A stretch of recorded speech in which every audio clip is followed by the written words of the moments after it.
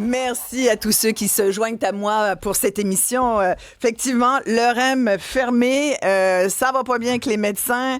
La construction, c'est un véritable chantier, mais c'est aussi une grève dont on se passerait bien. Le REM qui marchera pas pendant l'été, ça va bien!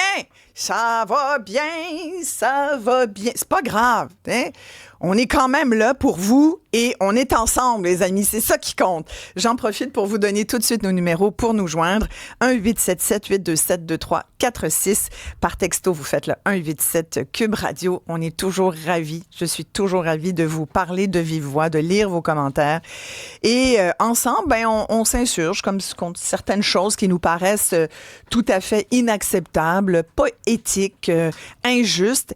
Et mon premier sujet répond complètement à ce genre de définition parce que, tu sais, une autre affaire qui marchait bien, qui remplissait une mission formidable, qui permettait à des jeunes décrocheurs de réintégrer le marché du travail, c'est ce que fait depuis 42 ans un organisme qui s'appelle le Boulot Vert, un organisme qui est situé à Hochelaga-Maisonneuve à Montréal. Mais là, comme ça marche bien, faut croire qu'il y a du monde qui ont dit qu'est-ce qu'on pourrait faire pour les empêcher de fonctionner. Malgré l'importance de cet organisme pour des milliers de jeunes, on va fermer ça, les amis. On va mettre la clé dans la porte dans une couple de semaines, à la fin juin. Évidemment, le gouvernement du Québec a coupé l'entièreté de la subvention de cet organisme en mars dernier. C'est sûr que c'est le genre d'organisme sans but lucratif qu'il faut qu'il soit financé un petit peu par le gouvernement. On s'en sort pas. C'est du communautaire, c'est du social, c'est de la réinsertion sociale. Mais imaginez, c'est beaucoup de jeunes qui ont été à la DPJ qui se retrouvent, on s'en est déjà parlé ensemble. Et je vous présente tout de suite mon invité qui connaît bien le sujet, la journaliste conférencière Nancy Audet, une ex placée en famille d'accueil de la DPJ. Tu as écrit 2 livres formidables là-dessus. Formidable parce qu'il nous explique bien, Nancy, ce que c'est. Tu es toujours sur le terrain. Tu es la voix un peu de ces jeunes qu'on a tendance à oublier. Alors, merci d'être là ce matin. Ça me fait plaisir. Le Boulot Vert, là, c'est assez important ce qu'ils font.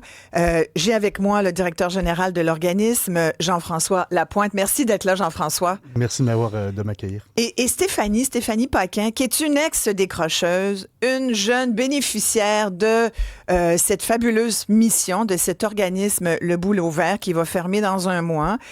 Stéphanie, merci d'être là. Vous êtes en formation, vous, depuis quelques mois, Stéphanie. Je dois préciser, vous êtes enceinte depuis peu. Félicitations. Merci, oui.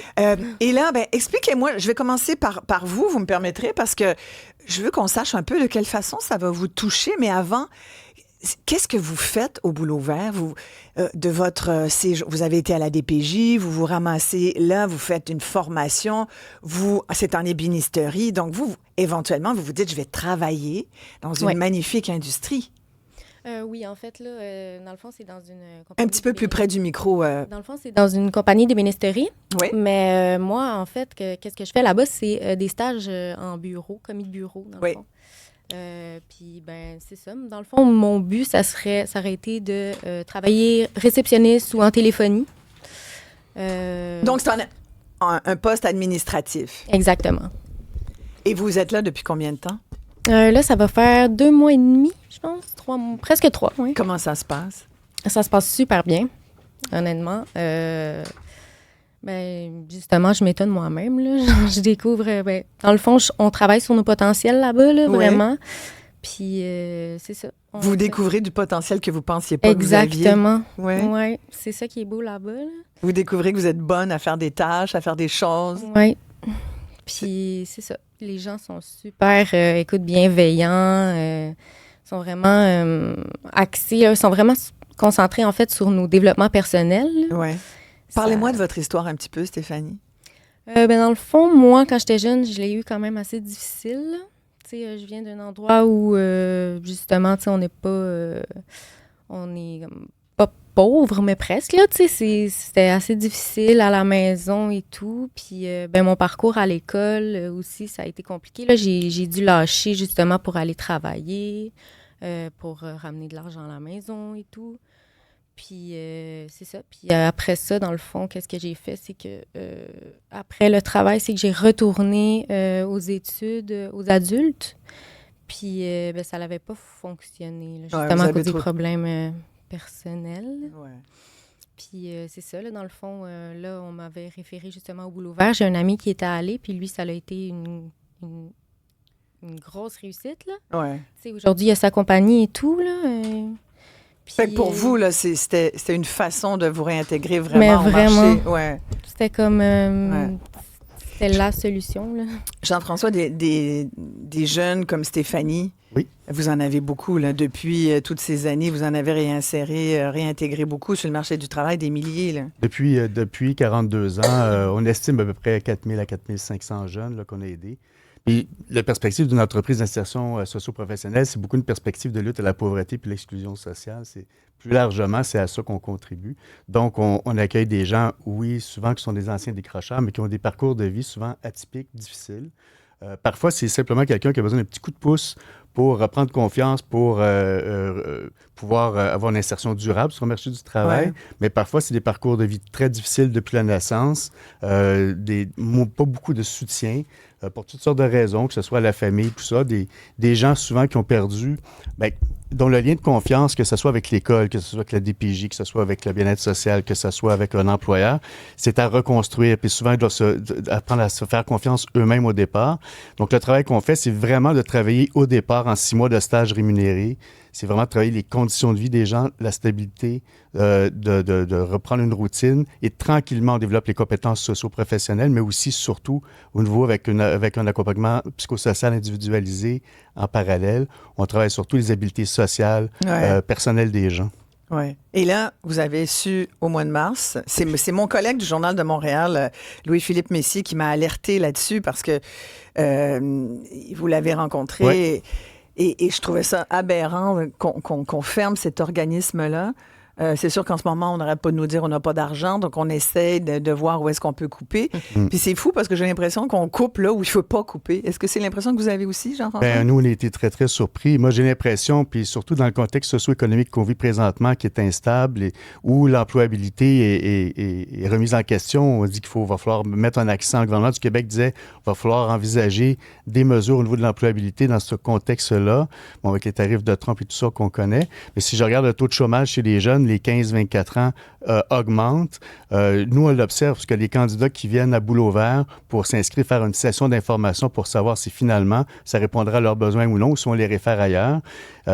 Auparavant, là, il y a vraiment beaucoup plus de gens qui s'inscrivent. On est en liste d'attente, puis les autres entreprises d'insertion, collègues qui sont autour de nous, sont tous en liste d'attente présentement. Fait que ça fonctionne, il y a des besoins, vous répondez aux besoins. Exact. Donc, c'est pas le moment. Il me semble que c'est un endroit où on devrait investir plutôt que de couper. Je comprends qu'il y a des gros défis de restriction budgétaire, je les comprends très bien. Et il y a une façon de le faire aussi. On n'a pas été avisé, ça fait 27 ans qu'on a ce partenariat-là, ce financement-là de Service Québec-Montréal depuis les années 98, là, dans ce coin-là. Et puis, finalement, à 3 mois d'avis, on nous dit on vous coupe à 100 %. C'est une première au Québec que Service Québec est amené à couper à 100 %. Il vous ferme. Vous ferment, en fait. Moi, ça m'amène à fermer. J'ai eu la chance, parce que depuis qu'on est depuis qu'on la situation se fait connaître dans les médias et tout ça, comme avec vous aujourd'hui, il y a des fondations, souvent c'est des fondations familiales qui m'appellent. Bonjour, je m'appelle. Puis j'aimerais ça vous aider. C'est exactement les mots qu'ils utilisent. On veut vous aider. Comment j'aimerais ça vous aider, moi aussi. Pour ça, vous êtes là. J'aimerais ça qu'on s'aide. Vous m'aidez, parce qu'en passant dans les médias, il y a d'autres personnes qui entendent parler de la mission, tombent en amour avec la mission, veulent donner un coup de main. Et je connais une couple de fondations. Je me suis dit, je vais les appeler. Peut-être qu'ils vont vous donner une couple de mille. Puis à force. Combien vous coûtez, Jean-François Lapointe, là, le Boulot Vert? Là? Êtes-vous chérant? Là? Coûtez-vous... Service Québec, il y a comme 2 enveloppes. Il y a l'enveloppe pour soutenir les entreprises d'insertion pour les coûts de fonctionnement et une partie de la masse salariale des intervenants pour l'insertion.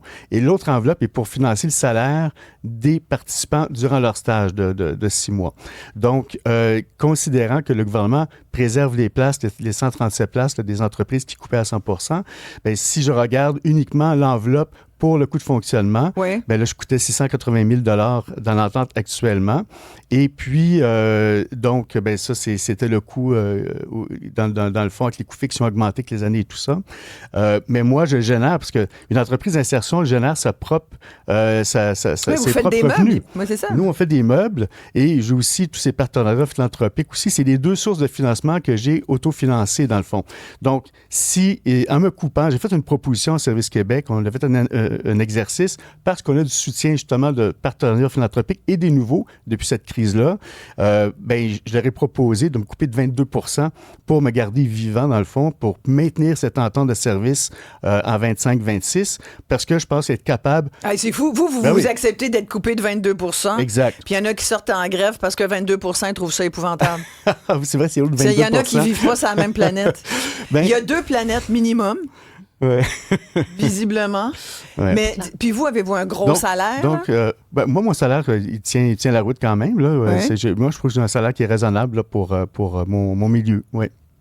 Puis, mais est-ce que... Pouvez-vous me le dire, votre salaire? Moi, je suis près de 100 000 personnellement. Mais donc, après près de 30 ans de travail dans ce genre d'exercice-là. C'est correct, vous faites moins qu'un chauffeur d'autobus oui. de la STL. C'est un travail très exigeant. Ouais, Honnêtement, là, moi, les gens qui travaillent dans le communautaire, j'ai jamais vu des gens travailler aussi fort pour des salaires aussi bas. Mais ils le font avec tellement de cœur, puis ils changent des vies tous les jours. T'écoutes leurs témoignages, là. Puis Stéphanie, je vais vous inviter à venir ici, à côté de moi. On va changer de micro. Quand tu écoutes ce témoignage, les 2 témoignages, là, puis tu vois, là, on va fermer cet organisme. En tout cas, j'espère qu'on peut le garder vivant grâce à nos auditeurs, parce que, sincèrement, ça me paraît être une aberration. Mais quand tu entends ça, je sais que ça vient te chercher parce que Beaucoup. tu sais à quel point ça aide. Ça vient me les chercher jeunes. beaucoup parce que c'est la dernière place où on devrait couper, Isabelle. Je vous entendais dire on génère quand même des revenus. Ouais. Vous générez plus que ça. 1,4, Mais exactement. Beaucoup plus que l'argent. Beaucoup plus que ça parce que vous permettez à des jeunes de travailler, d'obtenir un emploi, de gagner leur vie, de payer des taxes, d'avoir un appartement, de vivre une vie plus normale, plus saine. C'est tellement important. Tu le sais, Isabelle, depuis quelques années, je travaille beaucoup avec les ex-placés de la DPJ. Ouais. Les dernières données qu'on avait, là, sur les 2000 jeunes qui quittent le système chaque année, il y en a plus de 600 qui se retrouvent à la rue. C'est énorme. Et là, ça, c'était les dernières données qu'on avait. Et ce qu'on voit sur le terrain, les gens me disent que ça a explosé dans la dernière année, les besoins partout. C'est criant. Les nouveaux partout. itinérants, là, les nouveaux sans-abri, c'est des jeunes. En coupant des programmes comme ça, qu'est-ce qu'on fait? On se dit, on va augmenter encore plus le nombre de jeunes qui vont se retrouver à la rue, qui vont avoir de grands besoins, notamment des besoins alimentaires. Ça aussi, chez les jeunes, il y a des besoins alimentaires. On me dit que les demandes ont augmenté. Qu'est-ce qu'on fait à nos jeunes? Je comprends pas. Non, mais c'est comme une évidence pour nous, mais on dirait que ça ne l'est pas à Québec, là, pour les gens qui décident, les décideurs. Vous, Stéphanie, si ça ferme le mois prochain véritablement, il se passe quoi dans votre vie? Parce que là, en plus, vous êtes enceinte. Donc, là, vous fondez une famille. Il faut que vous travailliez, mais en même temps, vous dites là, où est-ce que je peux travailler enceinte? Tu arrives enceinte, pas grand employeur, surtout dans un domaine administratif où c'est pas forcément évident. Là, C'est ça, là, présentement. Je suis en période de recherche d'emploi au boulot ouvert, justement, pour trouver le plus tôt possible qu'est-ce que je peux faire après, tu sais, si ça ferme. Puis, ça se passe bien parce que je suis bien encadrée, puis on me montre bien comment chercher des emplois et tout. Mais écoutez, là, vu que je suis enceinte, c'est comme... Ça freine les gens, là. Ils veulent... Fait qu'on va le dire à nos auditeurs, si vous cherchez une secrétaire, vous avez un poste de commis en administration, il y a Stéphanie qui est disponible. Est-ce que l'aide sociale, éventuellement, c'est ça qui vous pend au nez? Écoute, idéalement pas. Pas pour moi, là. Non, je veux pas, là. Tu sais, je suis beaucoup plus qu'une jeune décrocheuse, là. Tu sais, j'ai une volonté, justement, d'aller plus loin que ça, là. On a tout le potentiel là-bas, tu sais, puis C'est ça, je trouve ça plate, là. On a, tu sais, justement, le boulot vert, justement, c'est plus que ça, là. C'est des jeunes qui ont la volonté, puis ils veulent s'en sortir. Puis le boulot vert, eux, voient ça, justement, puis, tu sais, ils essaient de nous faire fleurir, puis de nous donner ce qu'on mérite, en fait, là, malgré les difficultés, là. J'ai vraiment aimé tout à l'heure quand vous disiez, c'est fou, je me découvre des capacités que je pensais pas que j'avais. Et Exact. ça, là, c'est formidable. Je suis toute émue. C'est formidable, ça. C'est tellement...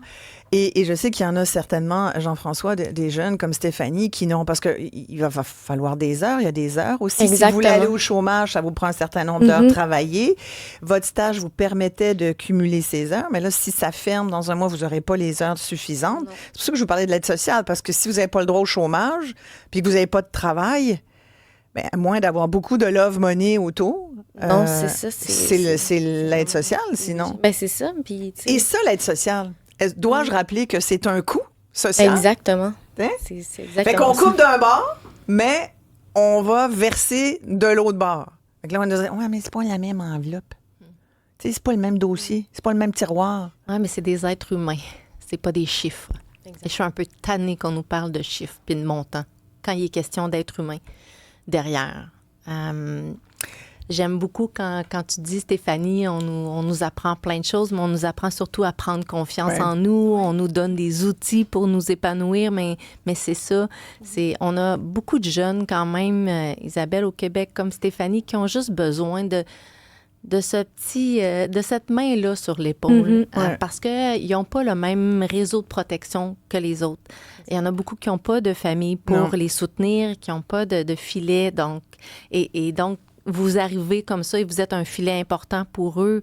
Puis, j'espère, Stéphanie, qu'il y a quelqu'un qui va t'entendre aujourd'hui puis qui va te donner une chance parce que tu le mérites. Puis j'espère que tu vas pouvoir être là avec ton bébé puis de ne pas être stressé à chaque fin de mois, te demander comment tu vas faire pour nourrir ton bébé puis comment tu vas faire pour acheter tes couches. Déjà que c'est difficile aussi quand on sort de la DPJ à 18 ans. Quel âge as-tu, Stéphanie? Là, moi, j'ai 27 ans. 27 ans. Mais quand on sort, il y a beaucoup de jeunes, d'ailleurs, qui sont venus témoigner ici puis qui nous disaient, avec Nancy, moi, je sors, mais dans le fond, on m'a pas montré comment gérer un budget. Je sais pas trop comment ça marche, avoir un appart. Est-ce que c'est un peu ça que tu as vécu aussi, toi? Oui, moi, depuis que je suis jeune, justement, là, comme... c'est comme... Tu sais, à la maison, c'est... Mes parents aussi, tu sais, ils n'ont pas eu nécessairement ce qu'ils avaient de besoin. Donc là, après ça, transmettre ça à ses enfants, tu sais, c'est difficile de... Ouais. Tu sais, ils ne savaient pas plus. Donc, moi, j'arrive, puis écoute, on pouvait pas m'apprendre ce qu'on savait pas, tu sais. Ouais. Donc, c'est ça, j'ai dû vraiment me débrouiller, là. J'ai dû apprendre de moi-même, puis justement, aller chercher de l'aide au bon endroit, comme j'ai fait avec le boulot vert, là.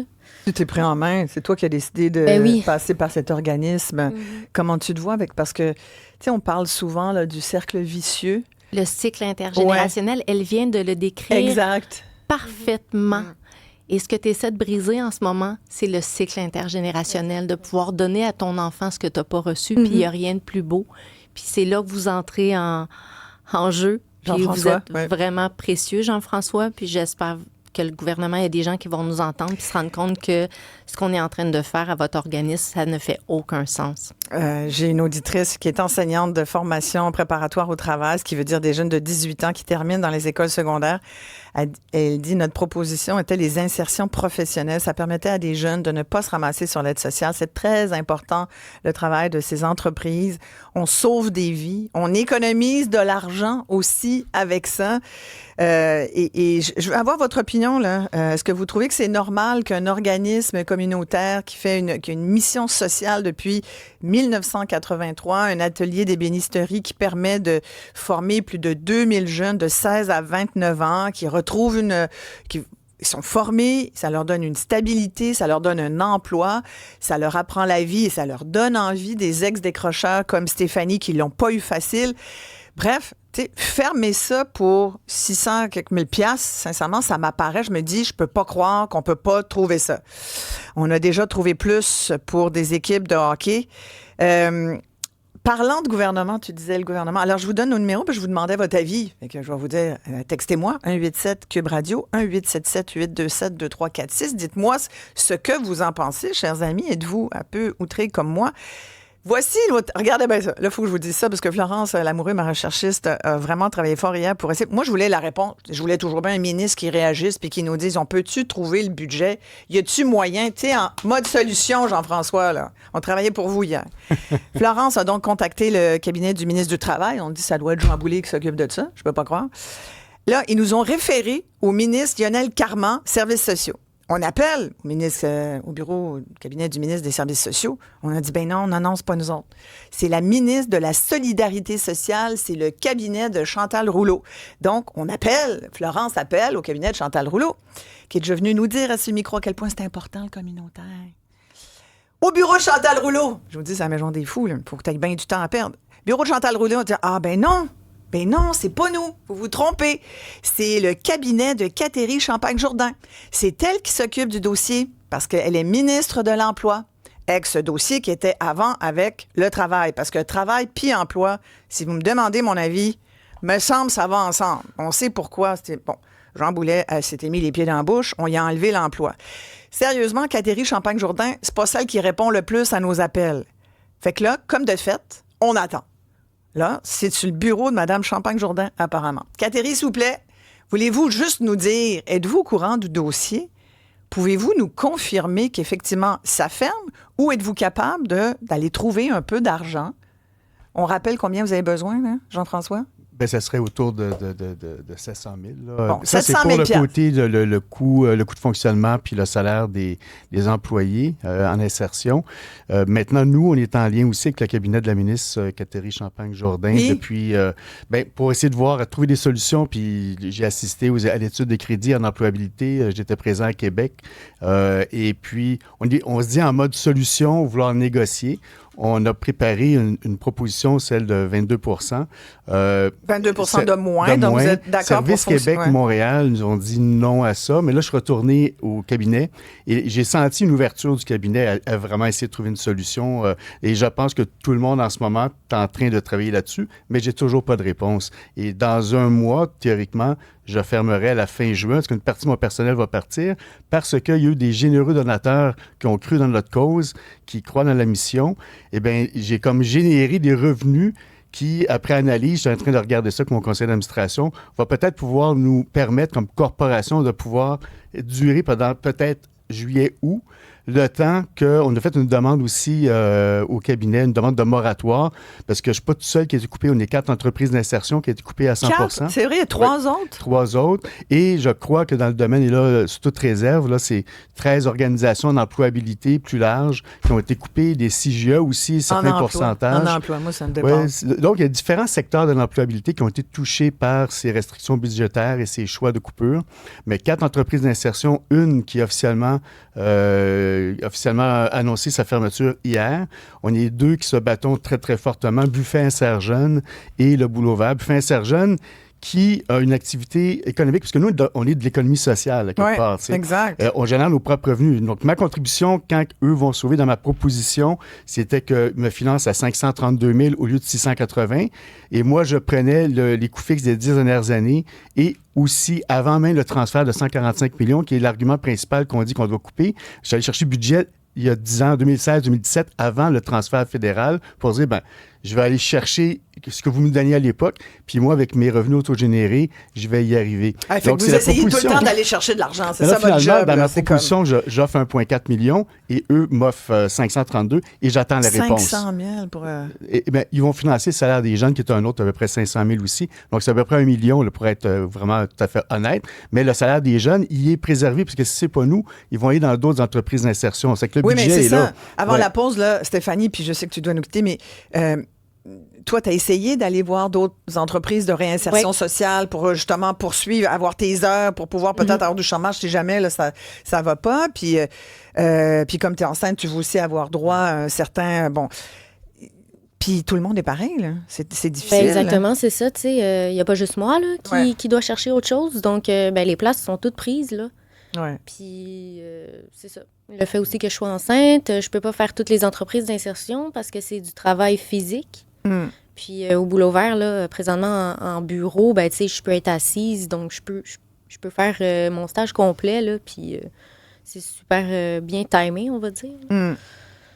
Fait que donc, je rappelle, Stéphanie aimerait beaucoup travailler. Elle est vaillante, elle a plein de capacités, elle le sait. Je le confirme. Oui, et son boss est là, puis il confirme. Stéphanie Paquin, on te souhaite de trouver... d'abord, félicitations encore. Merci beaucoup. Tu sais, c'est la nouvelle génération de jeunes, ils font des enfants. On n'arrête pas de nous dire, les Québécois ne font plus d'enfants. Il y en a une là, qui en fait un. Puis on peut-tu l'aider, s'il vous plaît? Moi, ça me paraît épouvantable. On revient là-dessus. J'aimerais ça avoir vos commentaires. Dites-moi si vous trouvez ça normal. Est-ce que vous comprenez ce qui se passe un peu au Québec, là, dans le social? Tu sais, des fois, il y a des gens qui m'écrivent, c'est normal. Il y a un auditeur un peu cynique, j'en ai quelques-uns, qui me dit, c'est normal de couper dans le communautaire. Il faut payer les cadres. La nouvelle agence de santé, M. Legault l'avait promis, il veut des bonnes jobs pour les Québécois. Donc, on coupe dans les pauvres pour créer des jobs de privilégiés. Le problème, c'est ça que ça engendre. Les mauvaises décisions. Ça crée beaucoup de cynisme au sein de la population. Ça fâche le monde. Et c'est ça qui rend une société rigide, extrêmement de droite, d'ailleurs, je rajouterais. Nos téléphones pour nous joindre, 1-877-827-2346 et vous faites le 187 Cube Radio. Textez-moi, appelez-moi, on veut vous entendre.